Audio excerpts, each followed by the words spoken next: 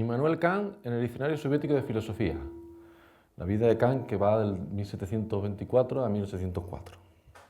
Es el fundador del idealismo clásico alemán, como bien sabido, así lo dice el diccionario.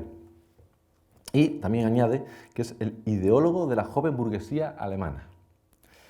Lenin decía que la filosofía de Kant intentaba conciliar el materialismo con el idealismo.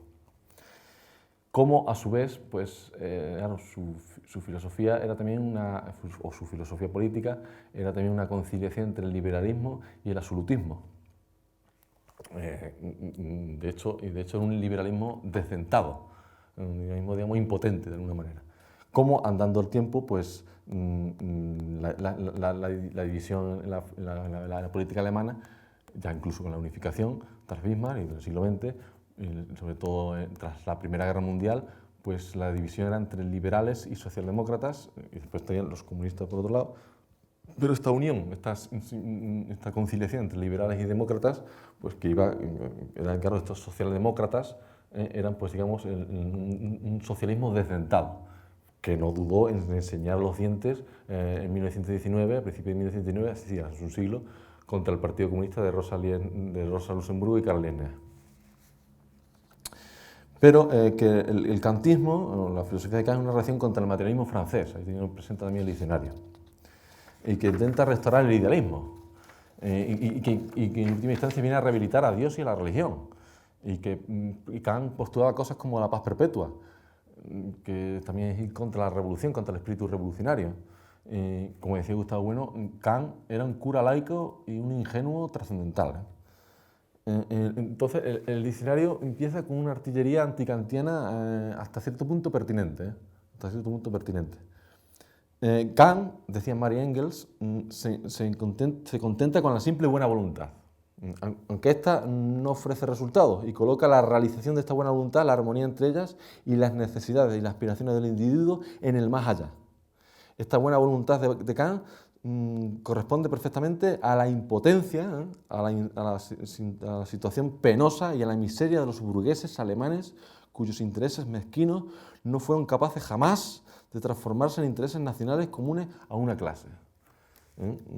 Claro, digamos que la socialdemocracia alemana, el Partido Socialdemócrata Alemán, famoso, que incluso Marx y Engels contribuyeron a formar, a darle vida en los años 70 del siglo XIX, pues digamos estuvo infiltrada por el kantismo, ¿no? Incluso por logias masónicas, incluso la institución posterior de la Segunda Guerra Mundial, la Internacional Socialista, se puede decir que es una institución paramasónica, de la masonería invisible o pantalla de la masonería. Y que digamos, es una ideología, digamos, pues, pacifista. Ahí está la tesis de Kant de la paz perpetua. Y ese liberalismo desdentado de Kant, que en la socialdemocracia pues, pasa a ser un socialdemocratismo desdentado, pero que también enseña los dientes contra Rosa contra Rosa Luxemburgo y Karl Liebknecht en la lucha contra los espartaquistas, en la revolución de 1919, de finales de 1918 y principios de 1919, que es aplastada, y que incluso antes la socialdemocracia pues no duda en también enseñar los dientes ya a nivel de dialéctica de estados, firmando los créditos de guerra que le permite al rey, y que no fue baladí en los créditos de guerra que concedió, los votos a favor de los créditos de guerra que concedió el Partido Socialdemócrata Alemán, para la carnicería de la dialéctica de estados de la Primera Guerra Mundial. Entonces, la socialdemocracia, digamos, tuvo, digamos, y esa es la pretensión que tiene el diccionario, socialdemocracia tal y como se entiende desde la Cominter, desde la Tercera Internacional, que la socialdemocracia, digamos, es junto al anarquismo, que también lo sería en el siglo XIX, pero la socialdemocracia, sobre todo en el siglo XX, es digamos, la enemiga del comunismo, tan enemiga como el capitalismo. Decía Stalin en 1927. Entre la socialdemocracia y el marxismo se ha abierto un abismo. O sea, la ruptura es total. Aunque la socialdemocracia como izquierda de cuarta generación y el comunismo, el marxismo-leninismo, a través de la Unión Soviética, como izquierda de quinta generación, proceden del mismo tronco, de las enseñanzas de Marx, en el desarrollo histórico se van desligando una de otra, de la cuarta a la quinta, de una manera abismal. Sigue Stalin, desde ahora el único portador y baluarte del marxismo es el leninismo, el comunismo. No se puede acabar con el capitalismo sin acabar con el socialdemocratismo en el movimiento obrero. Por eso, la era de la agonía del capitalismo es al mismo tiempo la era de la agonía del socialdemocratismo en el movimiento obrero. Claro, y este socialdemocratismo, esta socialdemocracia, que después cambiaría el nombre con las tesis de Abril, Lenin le cambiaría el nombre al partido, no sería el Partido Socialdemócrata de Rusia, sino sería el Partido Comunista Bolchevique, mientras tienen que cambiarse ese nombre porque la socialdemocracia había que, con la firma de los créditos de guerra, con la votación a favor de los créditos de guerra, pues ya había traicionado todo el espíritu revolucionario del Lenin, o tal vez como entendía Lenin, claro. Ya venía, digamos, incomodándose 12 décadas antes de la Revolución de Octubre con el revisionismo, y este revisionismo pues, está totalmente plagado de Kant. En Bernstein hay mucho Kant, y este revisionismo pues, lima el filo revolucionario. Digamos, tenta de ser un reformismo, digamos, desde la buena voluntad, por transformar el capitalismo hacia el socialismo, sin necesidad de revoluciones, ni de sangre, ni de violencia, sino que ya llegará a este socialismo como una especie de paz perpetua, por las buenas y sin revoluciones y con guantes blancos. Bien. Claro, entonces habla de la paz social, etcétera, etcétera. La edición abreviada de 1955 dice: denunciar y combatir las variedades modernas del kantismo es siempre una tarea importante y actual. O sea, que el diccionario es antikantiano fervoroso y, como digo, con parte de razón. Desde luego. Claro, desde luego la sombra de Kant es alargada. Incluso se puede decir que en el siglo XXI Kant está más vivo que Hegel, que Comte y que Marx, porque Kant de algún modo también estuvo eclipsado en el siglo XIX y en el siglo XX por estos tres filósofos y por la ideología del capitalismo estadounidense y por la ideología del comunismo soviético, pero una vez que ha caído ya la Unión Soviética, aunque cuando cayó la Unión Soviética precisamente Hegel también volvió a la actualidad con las tesis de Fukuyama, el fin de la historia, pero Kant en el siglo XXI ha tomado, digamos, ha sido, digamos, redescubierto de alguna manera. Kant ha recobrado mucha actualidad. La sombra de Kant llega hasta nuestros días y no digamos en España con el pensamiento licia, que algo de kantiano desde luego que tiene, claro, que viene más bien del krausismo, de la filosofía también blanda, del idealismo blando del alemán, del socialismo blando, etcétera, etcétera. Y no digamos también del socialismo fabiano del PSOE. Pero esta larga sombra de Kant, la socialdemocracia, el fundamentalismo democrático, pues son cosas de nuestro presente en marcha. Y lo era hace 15 años, cuando se celebró el segundo centenario del nacimiento de la muerte de Kant, pero lo sigue siendo en la actualidad bastante. Kant, digamos, su sombra sigue siendo kantianos. Nosotros somos antikantianos, pero el personal sigue siendo kantiano, de algún modo, redefinido y actualizado, evidentemente. Bueno, la idea de Kant, digamos, la idea que más peso tiene en Kant, o una de sus ideas cardinales en su sistema, es la idea de la cosa en sí. Que es algo que está más allá de nuestra conciencia, que es inconocible para Kant. Kant dice la cosa en sí, ignoramos y no la vimos, podría llegar a decir. Dice Lenin, lo cita el diccionario, dice Lenin, cuando Kant admite que a nuestras representaciones corresponde algo fuera de nosotros, alguna cosa en sí, Kant es materialista, pero cuando declara esta cosa en sí como inconocible, Kant se manifiesta como idealista. Aún así, si las cosas en sí no podemos conocerlas, bien es cierto que Kant dice que sí podemos pensarlas. Y claro, por eso las cosas en sí, a veces Kant también lo llama como noúmeno. Ahora, noúmeno, digamos, no es una intuición sensible, sino una intuición inteligible, es una intuición dada al nous, una intuición intelectual. Claro, pero los seres humanos solo podemos intuir sensiblemente, no nos cabe ninguna intuición inteligible. En todo caso, la intuición intelectual sería la de Dios, o la de los ángeles, si se quiere, o la extraterrestre, incluso, que Dios acá creía en algún modo en los extraterrestres. Pero no es humana, no cabe una intuición intelectual humana. Entonces, sí, para los seres humanos ese noúmeno es inconocible. Puede ser conocible para Dios o para quien sea. Claro, con la idea de cosa en sí, Kant, incluso visto desde el materialismo filosófico, no pensaba tanto en la idea de Dios, en Dios, al referirse a la cosa en sí, sino más bien lo que nosotros llamamos materia ontológico general. El problema de la cosa en sí es más bien el problema, más que el problema de Dios, el problema de la materia ontológico general. Claro que para nosotros de la materia ontológico general también solo podemos saber lo que no es. No hay un conocimiento, digamos, positivo de la materia ontológico general, es el límite absoluto de todo regresus. La materia ontológica general para nosotros también es inconocible, pero todos sabemos que tiene también sus matices. Claro, no, al no ser un fenómeno, claro, y el conocimiento, digamos, la verdad para Kant no es la cosa en sí, sino son los objetos, que son las representaciones dadas en los fenómenos.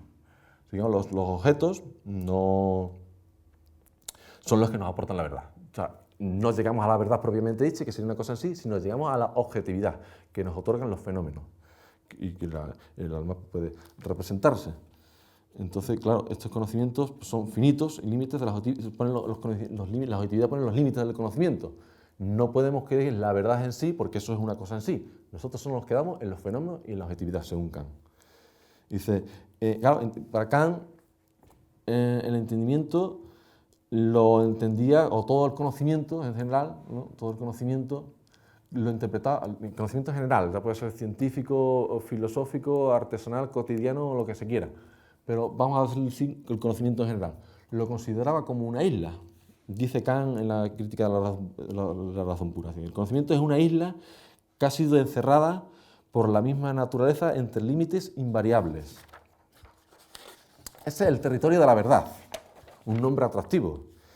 Y está rodeado por un océano ancho y borrascoso, verdadera patria de la ilusión, donde algunas nieblas y algunos hielos que se deshacen prontamente proceden a la apariencia de nuevas tierras y engañan una y otra vez con vanas esperanzas al navegante ansioso de descubrimiento, llevándolo a aventuras que nunca es capaz de abandonar, pero que tampoco puede concluir jamás. Claro, aquí el materialismo filosófico, en vez de hablar de una isla donde está englobado o englobada todo el conocimiento, donde se condensa en esa isla el conocimiento en una única isla, no, el materialismo filosófico habla de un archipiélago, donde no se trata de que una isla metaméricamente esté desbordada por un océano insondable, sino que se trata de las diferentes islas en ese archipiélago, donde cada conocimiento, donde la esfera del conocimiento, por así decir, va codeterminándose unas con otras de una manera diamérica, a través de las partes, ¿no?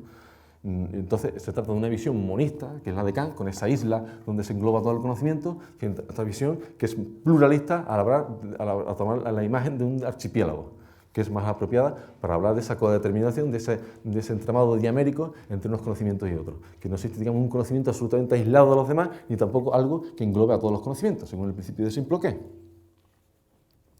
El Diamat critica la noción kantiana de la cosa en sí, porque para Kant la cosa en sí es absolutamente inconocible. Pero para el Diamat las cosas en sí no son inconocibles, porque de momento no son conocidas, son cosas en sí, pero en el futuro van pasando de ser cosas en sí a cosas para nosotros. Y ahí, decía Lenin, reside el conocimiento. Y Engels también lleva esa tesis contra Kant. Son cosas que son de momento inconocibles, pero que con el avance de la ciencia, de la producción y todo el engranaje, pues se van transformando de cosas en sí, de cosas inconocibles, en cosas para nosotros, es decir, en cosas conocibles. O sea, que el mundo se va ensanchando a medida que estas cosas en sí, o el conocimiento del mundo se va ensanchando a medida que estas cosas en sí pasan a ser a cosas para nosotros. Es decir, para el Diamat las cosas en sí es inconocible, para el Diamat es conocible, porque para Kant esa inconocibilidad de la cosa en sí es permanente, pero para el Diamat es temporal. Claro, entonces para Kant, si entre las cosas en sí y los fenómenos, pues había un abismo. Había una separación, digamos un jorismo, se puede decir así, entre esas cosas en sí y esos fenómenos que es el mundo de los hombres, el mundo fenoménico, el mundo de la representación, el mundo voluntario de representación, después diría Schopenhauer. Y claro, estas cosas en sí, pues hay un abismo entre los fenómenos y entre las esencias. Pero para los demás no. Digamos, ese abismo es destruido a medida que las cosas en sí van transformándose en cosas para nosotros con el avance de la ciencia, de la producción, incluso de la filosofía, si se quiere. Kant también, él distinguía entre tres planos, vamos a decirlo así, entre la sensibilidad, el entendimiento y la razón. Claro, la intuición a priori de la sensibilidad por el espacio y tiempo, que eran, digamos, estaban puestos por la sensibilidad, digamos, de una manera ya puestas ahí. El espacio y el tiempo no existen como cosas en sí mismas, al margen de los sujetos operatorios, sino que existen porque son digamos, representados, se dan como fenómeno a los sujetos operatorios. No existe, digamos, el espacio y el tiempo en sí mismo. Eso para Kant sería un realismo trascendental. Su filosofía es un idealismo trascendental, porque considera que las cosas en sí, los fenómenos, o sea, que los fenómenos no se nos presenta como tan son las cosas en sí mismas, sino como nuestra representación. Claro, Y después estaría el entendimiento, las categorías a priori del entendimiento, que son las que clasifican esos fenómenos.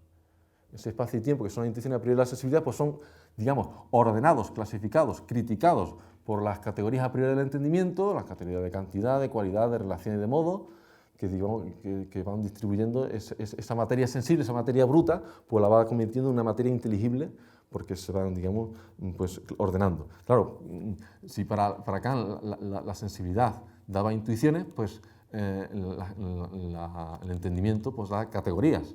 Claro, para Kant las intuiciones sin conceptos son ciegas y los conceptos sin intuiciones son vacíos. Bien.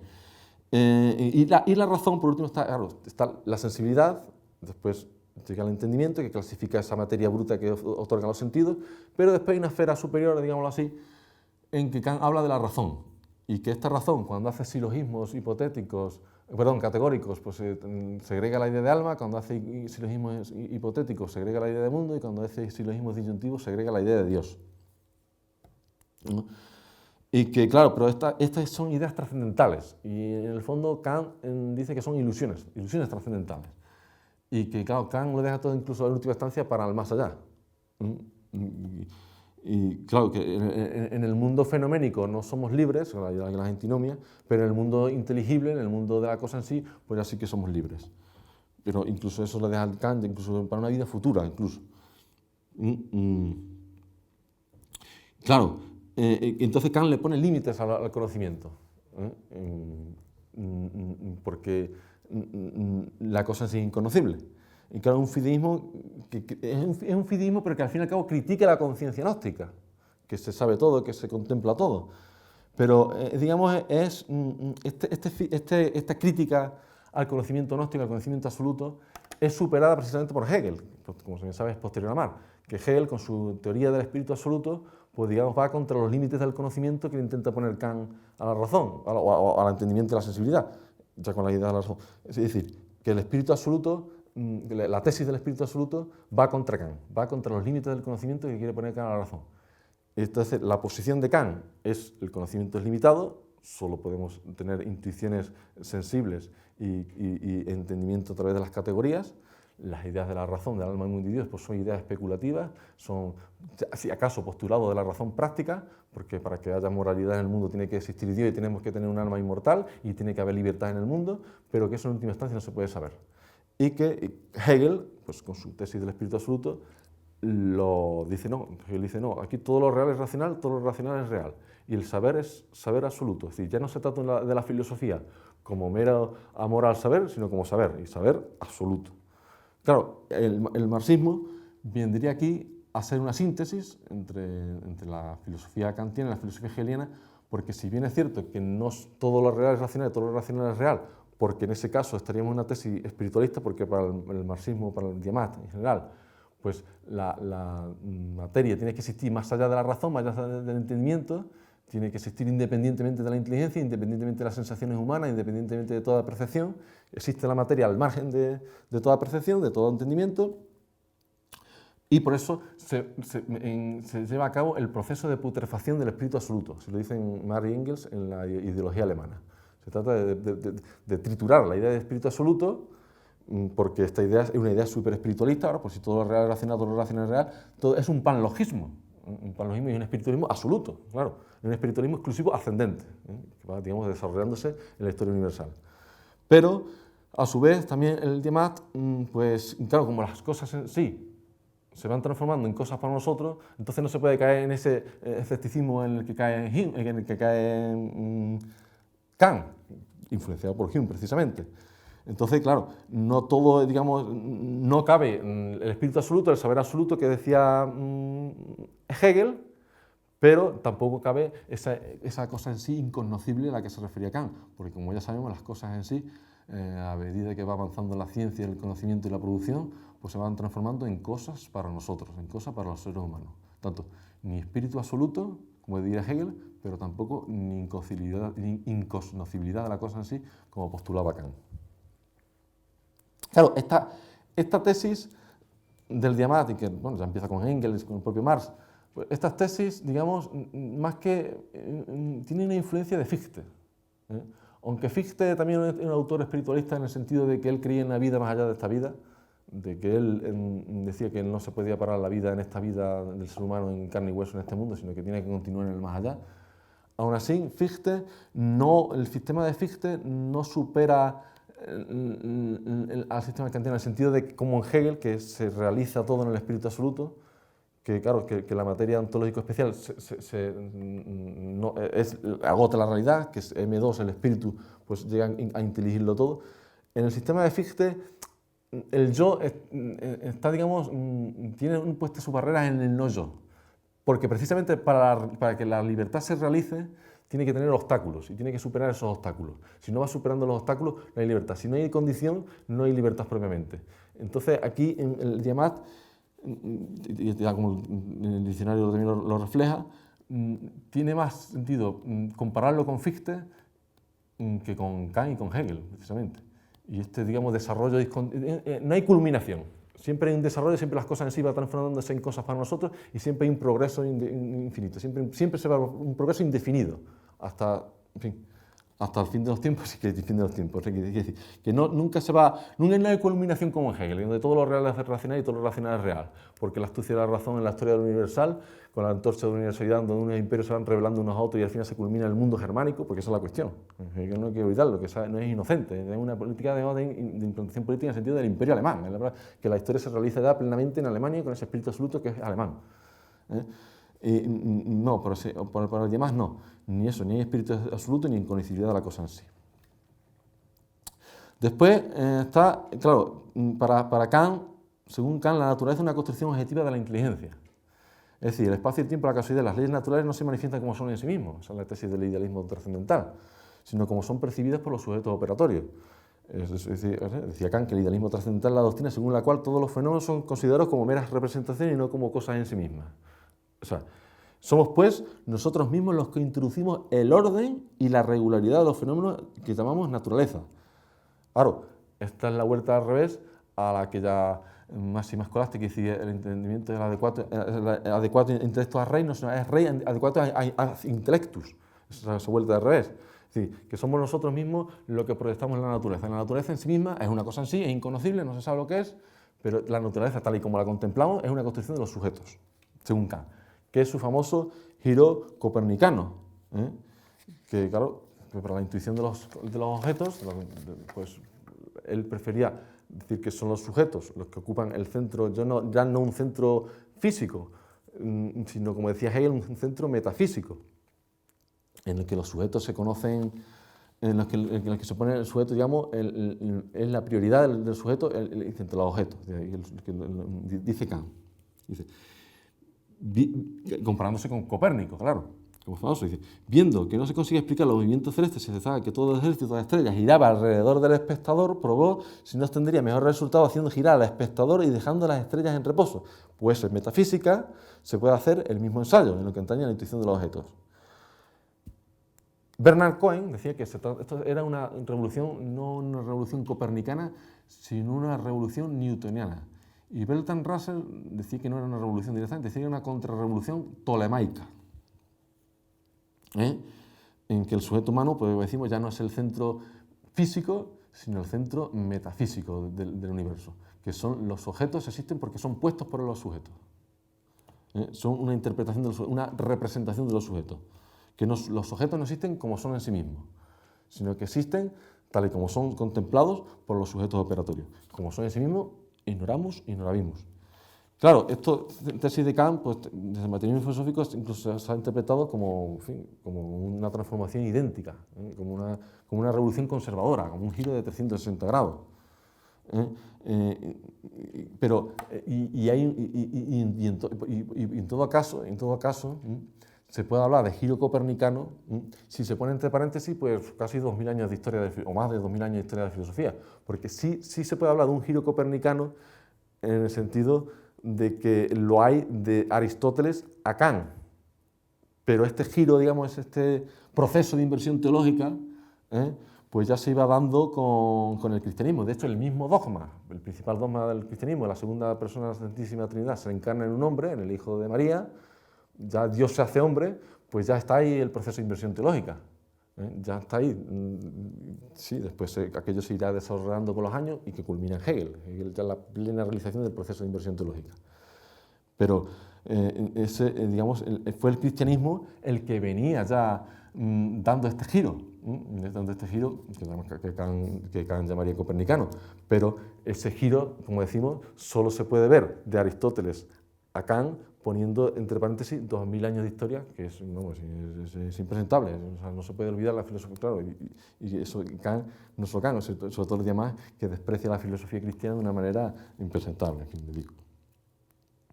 No obstante, Kant, aunque sea presentado como un reaccionario, como alguien que viene al fin y al cabo con su influencia, no el propio Kant, pero sí su influencia en el kantismo a través del revisionismo, donde sea, pues viene a limar el filo revolucionario, aún así, al cabo, el diccionario le atribuye ciertos méritos, como por ejemplo la dialéctica en la naturaleza, con su obra de 1755, aunque decía que las nebulosas, pues, en fin, después iban formándose los planetas poco a poco, había una dialéctica en la naturaleza, que los planetas empiezan de una nebulosa y que poco a poco el sistema solar se va transformando. Claro, eso daría pie después para la geología, para la biología, y para lo que Engels llamaba la dialéctica de la naturaleza. Y por eso que incluso llega a decir Engels, y demás, el diccionario llega a decir que esta introducción de la dialéctica en la naturaleza es un progreso incluso mayor que el que pudo llevar a cabo Copérnico.